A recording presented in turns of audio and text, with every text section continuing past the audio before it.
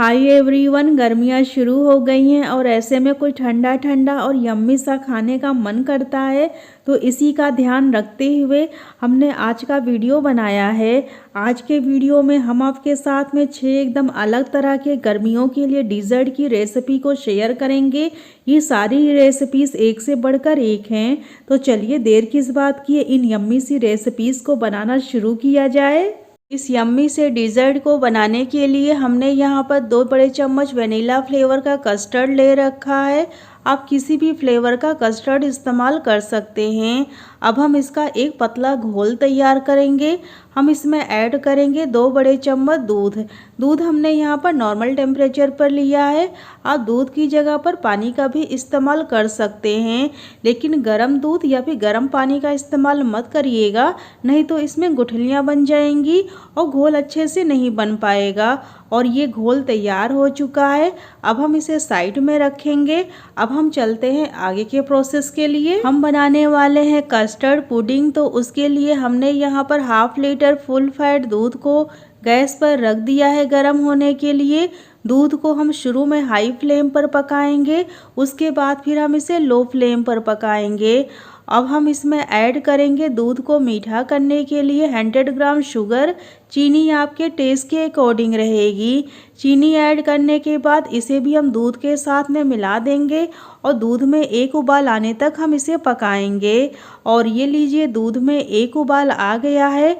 अब हम गैस की फ्लेम को लो पे कर देंगे और दूध को एक बार हम चलाते हुए मिला देंगे। दूध में एक उबाल आने के बाद हम इसमें ऐड करेंगे कस्टर्ड का घोल जो हमने बना के रखा हुआ है।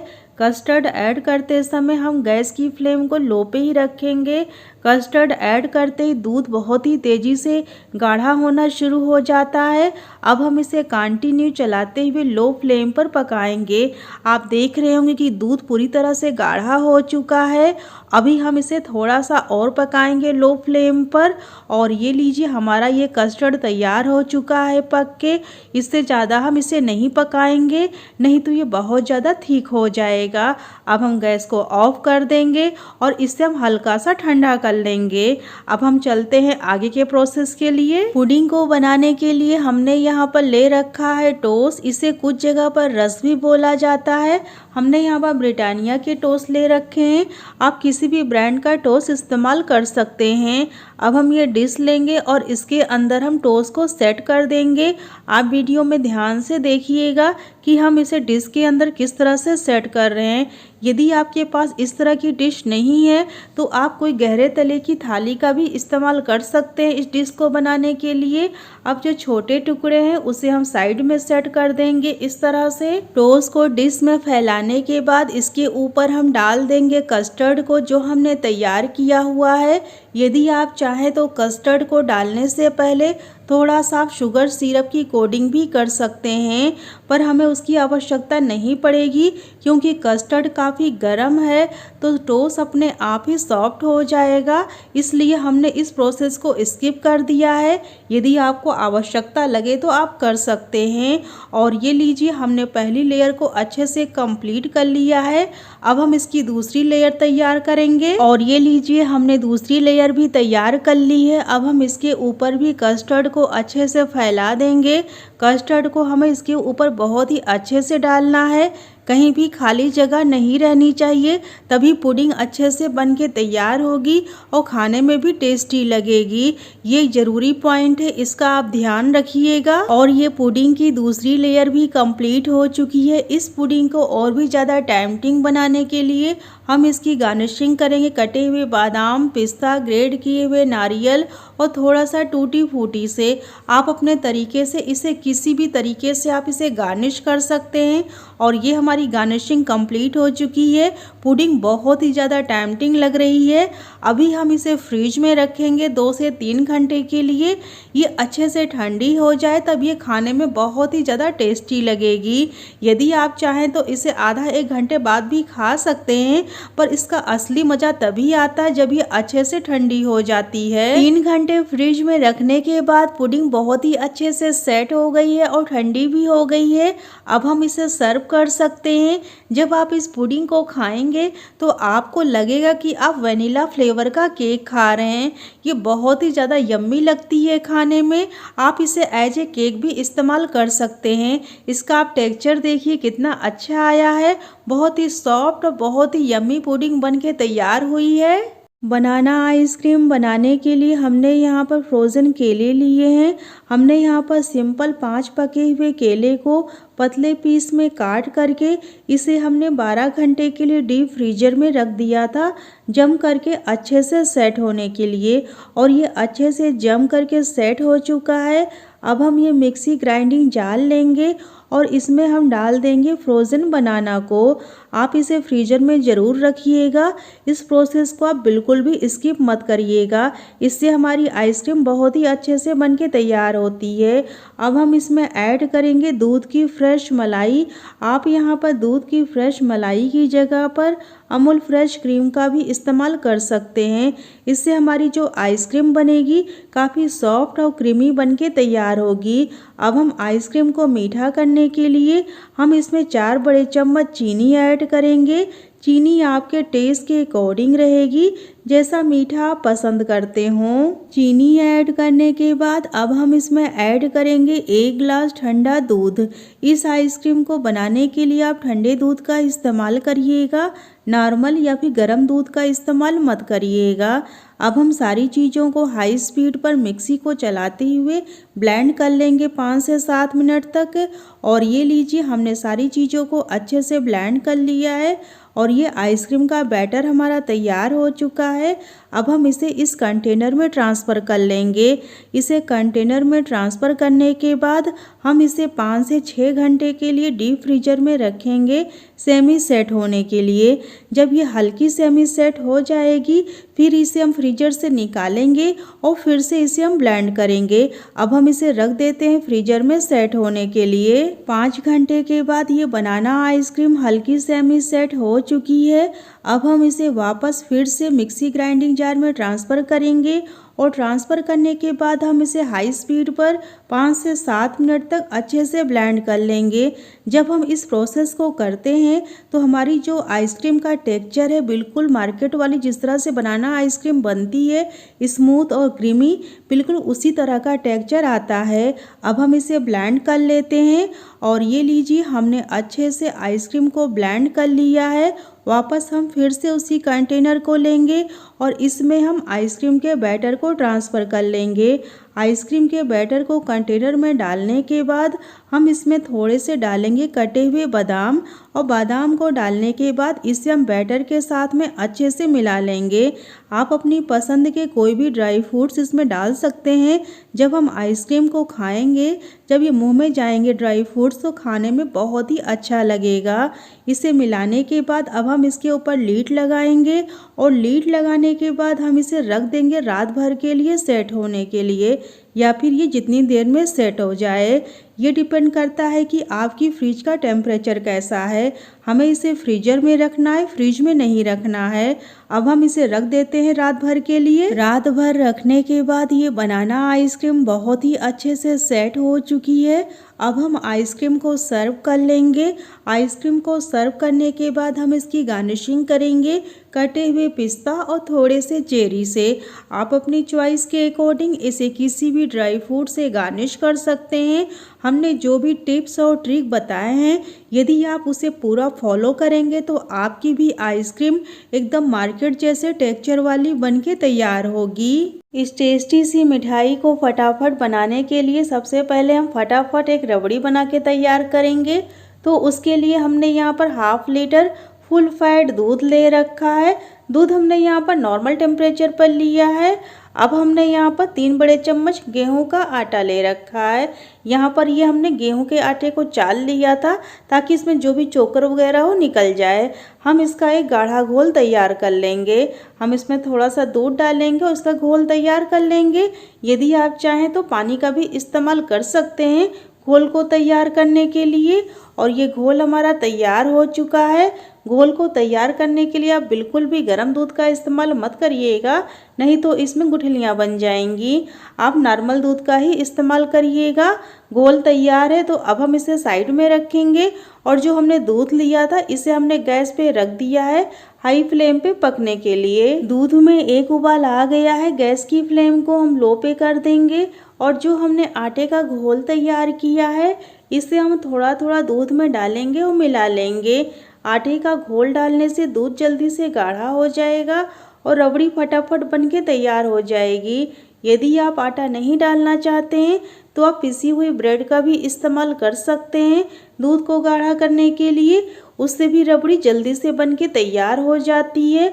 हमने आटे के घोल को अच्छे से मिला लिया है रबड़ी के साथ में। अब हम इसमें रंग के लिए ऐड करेंगे थोड़ा सा हल्दी पाउडर। यदि आप चाहें तो हल्दी पाउडर की जगह पर रंग के लिए आप फूड कलर या फिर केसर का भी इस्तेमाल कर सकते हैं। हल्दी हेल्दी ऑप्शन है, इसलिए हमने यहाँ पर हल्दी का इस्तेमाल किया है। हल्दी को भी हमने रबड़ी के साथ में अच्छे से मिला लिया है। रबड़ी को हमें धीमी आंच में और कंटिन्यू चलाते हुए पकाना है। तो रबड़ी हमारी काफ़ी थिक हो गई है, तो अब हम रबड़ी को मीठा करने के लिए हम इसमें टेस्ट के अकॉर्डिंग 100 ग्राम चीनी ऐड करेंगे। चीनी आपके टेस्ट के अकॉर्डिंग रहेगी, जैसा मीठा आप पसंद करते हो। चीनी डालने के बाद हमारी रबड़ी फिर से थोड़ा सा पतली होगी, तो हम इसे फिर से पकाएंगे मीडियम टू लो फ्लेम पर कंटिन्यू चलाते हुए। और ये रबड़ी हमारी पक के तैयार हो चुकी है। अब हम गैस को ऑफ कर देंगे और रबड़ी को हम रख देंगे ठंडा होने के लिए। अब हम चलते हैं आगे के प्रोसेस के लिए। मिठाई को बनाने के लिए हमने यहाँ पर वाइट ब्रेड की 8 स्लाइस ले रखी है। इसका जो ये किनारे का लाल वाला भाग है इससे हम नाइफ से काट करके निकाल देंगे। यदि आप चाहें तो वाइट ब्रेड की जगह पर ब्राउन ब्रेड का भी इस्तेमाल कर सकते हैं। इस मिठाई को बनाने के लिए हम चारों तरफ से इसका जो लाल वाला भाग है इसे हम काट करके निकाल देंगे। इसे निकालने के बाद हम इसे सैंडविच की तरह काट करके तैयार कर लेंगे। ब्रेड के 2 पीस करने के बाद हम फिर से इसके 2 पीस करेंगे एक ब्रेड की स्लाइस में। इसी तरह से हम 2 छोटे छोटे टुकड़ों में काट करके सारी ब्रेड को तैयार कर लेंगे। और ये लीजिए, हमने सारी ब्रेड को काट करके तैयार कर लिया है। अब हम इसे साइड में रखेंगे और ये हमने दूध की फ्रेश मलाई ले रखी है 4 बड़े चम्मच। आप बहुत ज़्यादा पुरानी मलाई का इस्तेमाल मत करिएगा, 2-3 दिन की पुरानी मलाई का इस्तेमाल कर सकते हैं इस मिठाई को बनाने के लिए। हम इसमें काजू, बादाम और थोड़े से कटे हुए पिस्ता ऐड कर देंगे। और रंग के लिए हमने इसमें 1 पिंच पिंक कलर डाला है। आप कोई भी कलर इस्तेमाल कर सकते हैं या फिर आप इसे बिना रंग के ही बना सकते हैं। अब हम सारी चीज़ों को अच्छे से मिला लेंगे। इन्हें मिलाने के बाद इसे मीठा करने के लिए हम इसमें 1 बड़ा चम्मच पिसी हुई चीनी ऐड करेंगे। चीनी को हम लास्ट में डालेंगे। चीनी को डालने के बाद इसे भी हम अच्छे से मिला लेंगे। अब हम मिठाई को बनाना शुरू करेंगे। अब हमने जो मलाई तैयार की है इसे हम सैंडविच के ऊपर स्पून की हेल्प से फैला देंगे और जो दूसरी ब्रेड है इसके ऊपर सेट कर देंगे। इसी तरह से हम सारे सैंडविच को बना के तैयार कर लेंगे। ये मिठाई खाने में बहुत ही ज़्यादा टेस्टी हो जाती है जब हम मलाई को इस तरह से लगाते हैं। इसी तरह से हम सारे सैंडविच को बना के तैयार करेंगे। हमने सारे सैंडविच को बना के तैयार कर लिया है और जो हमने रबड़ी तैयार की थी ये भी अच्छे से ठंडी हो चुकी है और काफ़ी गाढ़ी हो गई है। ठंडी होने के बाद हम इसमें खुशबू के लिए कुटी हुई इलायची ऐड करेंगे। इलायची को हम लास्ट में डालेंगे, इससे खुशबू इसकी देर तक बनी रहती है रबड़ी में। मिला लेंगे। अब हम चलते हैं आगे के प्रोसेस के लिए। सारी तैयारी हो गई है तो अब बारी आती है मिठाई को सर्व करने की। तो हमने जो सैंडविच बना के रखे हुए हैं इससे हम प्लेट में इस तरह से अरेंज करेंगे और रबड़ी को हम सैंडविच के ऊपर अच्छे से डाल देंगे। सारे ही सैंडविच पर हम रबड़ी को अच्छे से डालेंगे। मिठाई हमारी बहुत ही अच्छी लग रही है। इस मिठाई को और भी ज़्यादा टेम्पटिंग बनाने के लिए इसे हम कटे हुए पिस्ता और सिल्वर बॉल से इसे हम गार्निश कर देंगे। आप अपनी चॉइस के अकॉर्डिंग इसे किसी भी ड्राई फ्रूट से गार्निश कर सकते हैं। इस मिठाई को बनाने के बाद आप इसे फ्रिज में रख दें, ठंडी हो जाए तब आप इसे खाएं तो ये खाने में और भी ज़्यादा टेस्टी लगती है। खरबूजे की यम्मी सी आइसक्रीम बनाने के लिए हम एक बड़े साइज़ का ताज़ा खरबूजा लेंगे। खरबूजे को हमने साफ पानी से अच्छे से वॉश कर लिया था। अब हम नाइफ से इसे 2 भागों में कट कर लेंगे। खरबूजे को काटने से पहले आप साफ पानी से ज़रूर धुल लीजिएगा, इसे 2 भागों में कट करने के बाद इसके अंदर का जो बीज है इसे हम निकाल करके अलग कर लेंगे। हमें आइसक्रीम बनाने में इसका कोई काम नहीं है, इसलिए हम इसे निकाल करके अलग कर देंगे। अब हम खरबूजे को लंबाई में काट लेंगे। खरबूजे को काटने के बाद इसके ऊपर का जो छिलका है इसे हम काट करके निकाल देंगे। अब हम खरबूजे को छोटे पीस में काट करके तैयार कर लेंगे। और ये लीजिए, हमने पूरे खरबूजे को काट करके तैयार कर लिया है। हमने इसे काटने से पहले 2 से 3 बार साफ पानी से अच्छे से वॉश कर लिया था। अब हम ये मिक्सी ग्राइंडिंग जार लेंगे और इसमें हम खरबूजे के पीस को डाल देंगे। इन्हें डालने के बाद हम आइसक्रीम को मीठा करने के लिए हम इसमें 4 बड़े चम्मच चीनी ऐड करेंगे। चीनी की क्वांटिटी का हम ध्यान रखेंगे क्योंकि खरबूजा भी काफ़ी मीठा है। इसे डालने के बाद अब हम इसमें 1 कप ठंडा दूध डालेंगे। दूध हमने यहाँ पर फुल क्रीम लिया है। दूध को ऐड करने के बाद हम सारी चीज़ों को अच्छे से हाई स्पीड पर ब्लेंड कर लेंगे 5 से 7 मिनट तक। और ये लीजिए, हमने सारी चीज़ों को अच्छे से ब्लेंड कर लिया है। अब हमें चलना है आइसक्रीम को जमाने के प्रोसेस के लिए। आइसक्रीम को जमाने के लिए हमने यहाँ पर पॉप्सिकल ट्रे ले रखी है। ये आपको इजीली मार्केट में मिल जाएगी। आप इसे ऑनलाइन भी परचेज कर सकते हैं। हम थोड़ा थोड़ा बैटर सारे पॉप्सिकल बॉक्स में ट्रांसफ़र कर लेंगे। अब आप ये कहेंगे, विनीता यदि हमारे पास पॉप्सिकल ट्रे ना हो तब हम क्या करें? तो मैं आपको दूसरा तरीका भी बता रही हूँ। यदि आपके पास इस तरह की पॉप्सिकल ट्रे नहीं है तो इस तरह के जो डिस्पोजल ग्लास आते हैं चाय वाले, आप इसमें भी इजीली आइसक्रीम को जमा सकते हैं। यदि आपके पास ये भी नहीं है तो आप स्टील के छोटे ग्लास का भी इस्तेमाल कर सकते हैं इस आइसक्रीम को जमाने के लिए। आइसक्रीम के बैटर को कप में डालने के बाद हम इसके ऊपर से लगा देंगे सिल्वर फॉइल पेपर को। इससे हमारे फ्रीजर की बर्फ़ आइसक्रीम पे नहीं आएगी और आइसक्रीम हमारी अच्छे से बन के तैयार हो जाएगी। ये एक ज़रूरी पॉइंट है आइसक्रीम को जमाने से पहले, इसका आप ध्यान रखिएगा, इसकी बिल्कुल भी मत करिएगा। अब हमें इसके ऊपर आइसक्रीम स्टिक को सेट करना है, तो हम सारे कप के ऊपर इस तरह से नाइफ से कट कर देंगे। फिर हम आइसक्रीम स्टिक को इसके अंदर सेट कर देंगे। आइसक्रीम स्टिक को सेट करने के बाद हम आइसक्रीम को रखेंगे डीप फ्रीजर में 8 से 10 घंटे के लिए सेट होने के लिए। यदि आप चाहें तो इसे ओवरनाइट के लिए भी रख सकते हैं।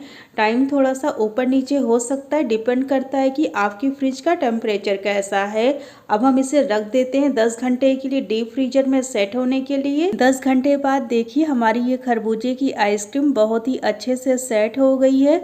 हमने इसके ऊपर जो सिल्वर फॉइल पेपर लगाया था इसे हम निकाल करके अलग कर लेंगे। अब हमें आइसक्रीम को ट्रे से बाहर करना है, तो ये ऐसे नहीं निकल पाएगी।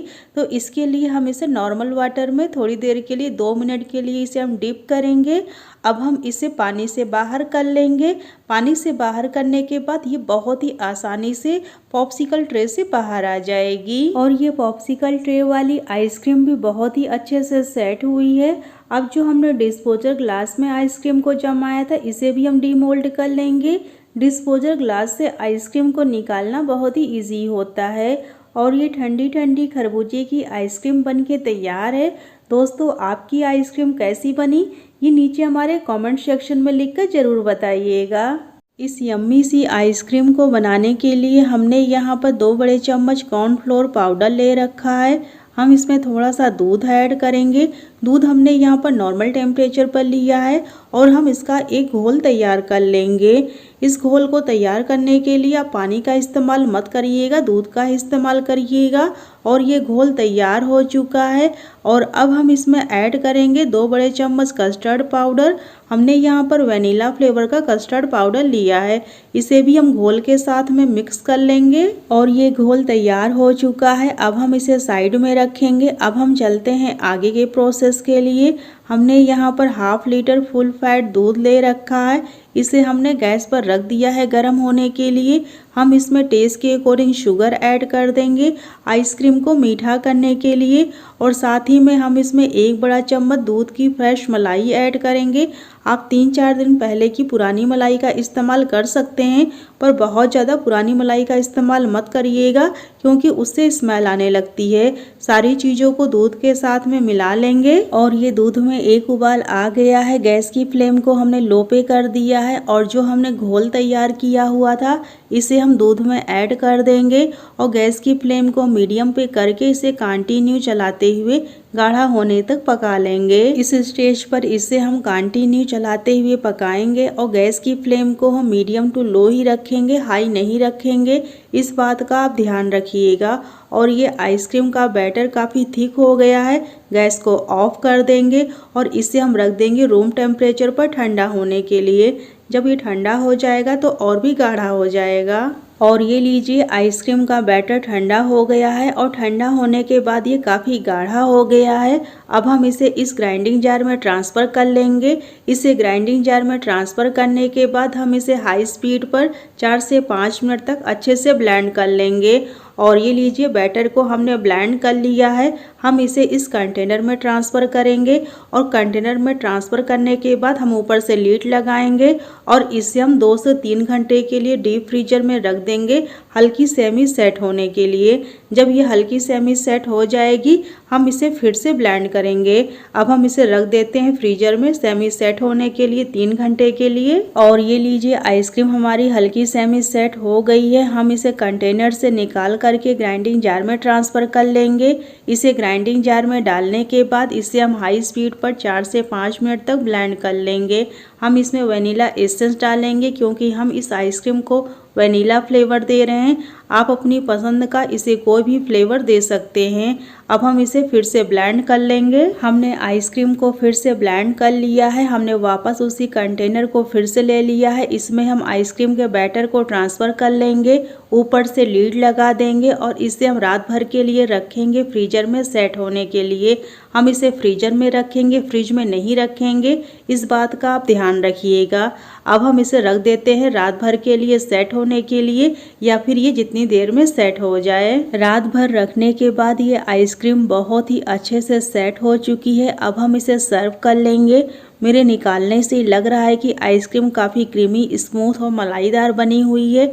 आइसक्रीम को सर्व करने के बाद हम इसकी गार्निशिंग करेंगे फ्रेश अंगूर, कटे हुए पिस्ता और थोड़ा सा टूटी फूटी से। आप अपने चॉइस के अकॉर्डिंग इसे किसी भी तरीके से गार्निश कर सकते हैं। अब हम बनाना शुरू करेंगे ठंडी ठंडी मलाईदार काजू बादाम कुल्फ़ी की रेसिपी को।